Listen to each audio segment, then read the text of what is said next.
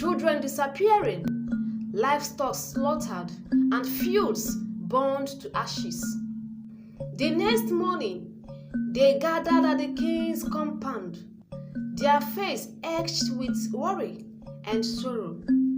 "Your Majesty," cried one woman, her eyes red with tears, "my husband and son went to gather firewood and have not returned. We fear the beast has taken them."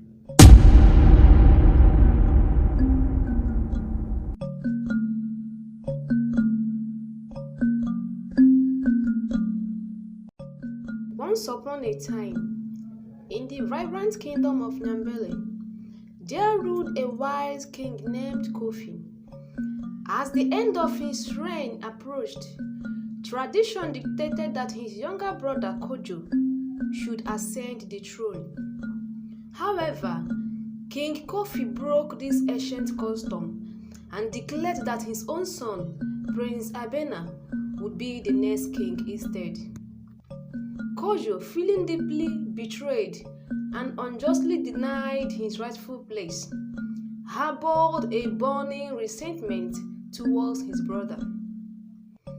Driven by a desire for vengeance and power, Kojo sought out a feared native doctor named Occult, known for his mastery of dark and forbidden magic. Together, they invoked a spirit in form of a terrifying beast, hoping to force King Kofi to relent and pass the throne to Kojo. The beast that emerged was a monstrous creature with fiery eyes and scales harder than iron. It began its reign of terror over Nyambele, destroying crops, drying up rivers, and bringing death and despair.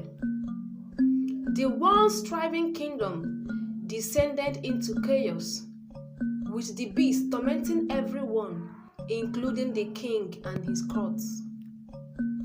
One dreadful night, the beast stormed the palace, its eyes blazing like molten lava. It tore through the gates and rampaged through the grand halls, injuring many maidens and killing 2 brave guards who stood in its path. The palace, once a symbol of safety and prosperity, became a place of horror and bloodshed. In desperation, the villagers and the King Kofi sought help from every corner. They consulted wild elders, offered sacrifices, and held numerous prayer ceremonies, but nothing could stop the beast. Even when a decree was issued for the young men to fight the creature with machetes and weapons, they were swiftly defeated, many losing their lives and others fleeing in terror. Days turned into weeks and weeks into months. The beast's terror became a constant grim presence in their lives. It would appear each day at a set time, and also at night whenever it saw a light. The villagers, gripped by fear, stayed indoors, too afraid to farm or hunt. Starvation loomed as their food supplies dwindled. Each day brought a new horror story: children disappearing, livestock slaughtered, and fields burned to ashes. One afternoon, a group of villagers went into the forest to gather firewood, hoping to avoid the beast's set time of appearance. They never returned. As the sun set and darkness fell, their families grew anxious. The next morning, they gathered at the king's compound, their face etched with worry and sorrow. Wailing and crying, they begged King Kofi to do something before they all lost their lives. "Your Majesty," cried one woman, her eyes red with tears, "my husband and son went to gather firewood and have not returned. We fear the beast has taken them. Tensions reached a boiling point.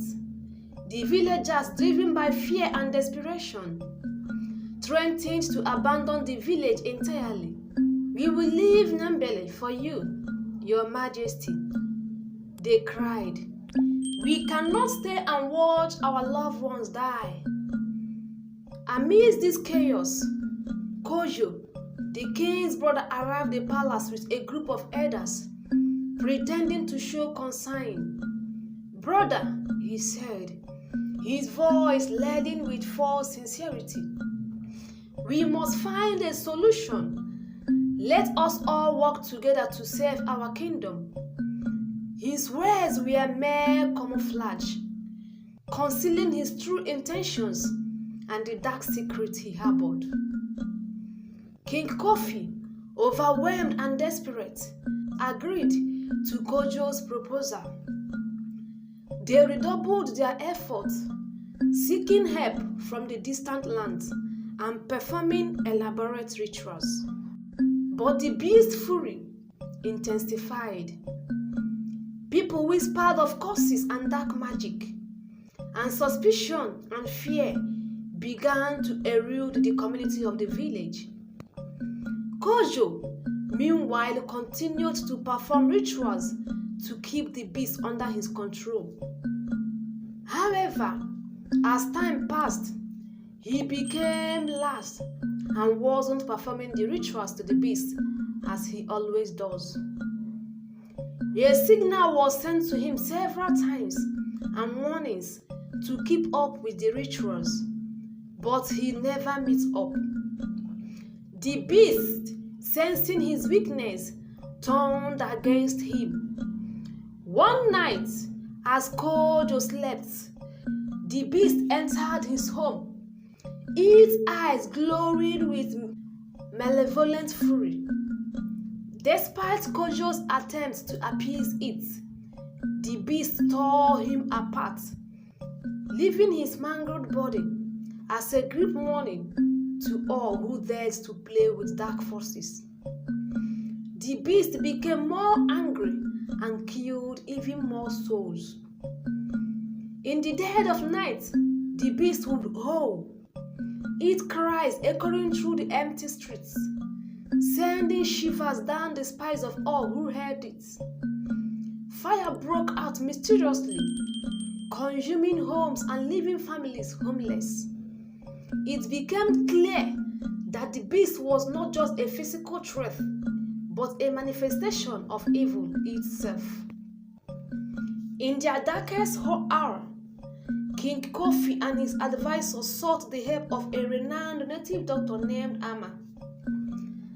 Ama was revered for her deep knowledge of the spirit world and her ability to counter dark magic. After days of rituals and consultation with the ancestors, Ama discovered the root of their torments.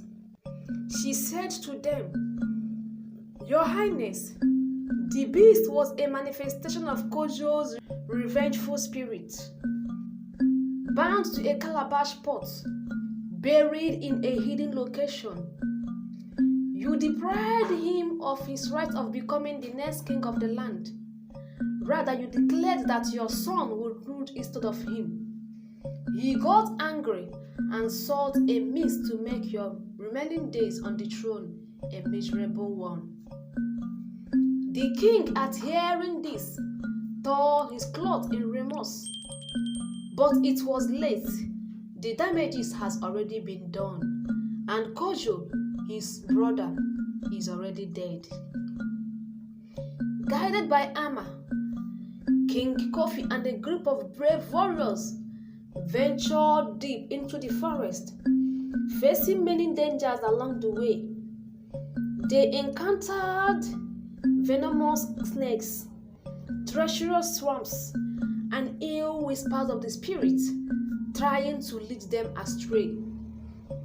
The journey tested their courage and resolve, but eventually they found the calabash pot buried beneath an ancient baobab tree. Following Ama's precise instruction, they performed the necessary rites and shattered the pot. As the pot broke, the beast let out a final, deafening roar and vanished into the bursts of light. The land began to heal, rivers flowed again, and crops started to grow, and the kingdom slowly returned to its former glory. The people of Nyambele, those scared by their ordeal, emerged stronger and more united. King Kofi, humbled by the ordeal, ruled with renewed wisdom and compassion, ensuring that the well-being of his people was always his foremost concern. Prince Abena grew up to be just a beloved ruler, carrying towards the lessons learned from the dark times. However, the echoes of the past lingered.